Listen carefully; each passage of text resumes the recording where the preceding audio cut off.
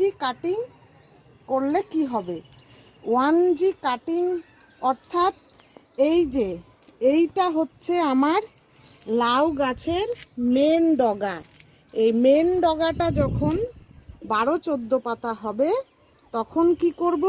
এই দেখুন, সামনের অংশের যে ডগাটা রয়েছে সেটাকে এভাবে কেটে দিব। তাহলে এটা হয়ে গেল 1G কাটিং। এই 1G কাটিংয়ের ফলে এই দেখুন যে ছোট্ট ছোট্ট যে ব্রাঞ্চগুলো বেরোচ্ছে, এই যে ব্রাঞ্চ বেরোচ্ছে, এই ব্রাঞ্চগুলো কি হবে? দ্রুত হারে বড় হবে। ফলে এই যে মেন যে ডগাটা ছিল, এই ডগায় কিন্তু শুধু পুরুষ ফুল আসবে, স্ত্রী ফুল আসবে না। তারপর এই যে ছোট ছোট যখন ব্রাঞ্চগুলো বেরোবে, এই ব্রাঞ্চগুলো যখন বড় হবে তখন আমরা এটাকে কাটলে এটাকে বলা